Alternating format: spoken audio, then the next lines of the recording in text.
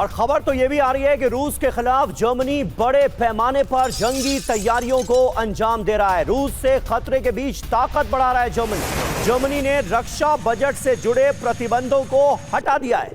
हथियारों का जखीरा बढ़ाने में जर्मनी जुटा है।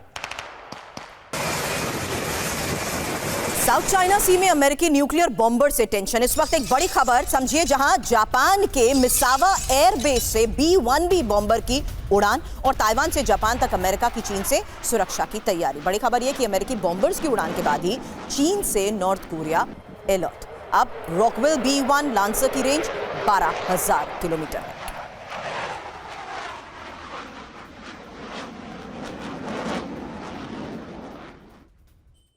तो आप देखिए दुनिया में न्यूक्लियर वॉर का खतरा कैसे बढ़ता नजर आ रहा है। और अगर जंग आगे बढ़ती है, जंग का दायरा आगे बढ़ता है और यूक्रेन से निकलकर यह जंग यूरोप तक आगे बढ़ती है, तो जो रियायत आज की तारीख में यूक्रेन को रूस से मिल रही है वो यूरोप को नहीं मिलेगी। यह बात बार बार कही जा रही है। और ऐसे वक्त में जिक्र इस बात का भी कि लंदन को सबसे पहले निशाना बनाया जा सकता है। आप देखिए बात कहां तक पहुंच गई।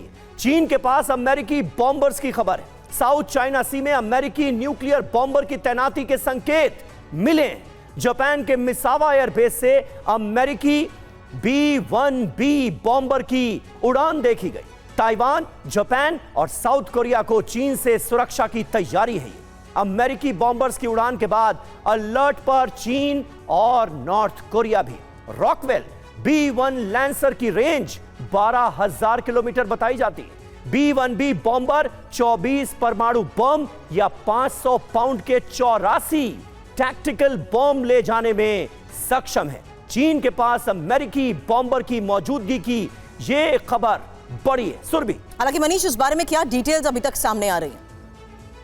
देखिए, इसमें कोई दो राय नहीं कि इस वक्त जो स्थिति बन रही है वो वाकई में अमेरिका के लिए एक बड़ी चुनौती होगी। क्योंकि अमेरिका अगर अपने B-2 बॉम्बर्स को साउथ चाइना सी में भी इस्तेमाल करना चाह रहा है, यानी वो चीन को बताना चाह रहा है कि देखो हम यहाँ पर प्रेजेंट हैं, लेकिन अमेरिका कई मोर्चे पर एक साथ इंगेज है और उसको एक साथ कोऑर्डिनेट करना आसान नहीं होगा।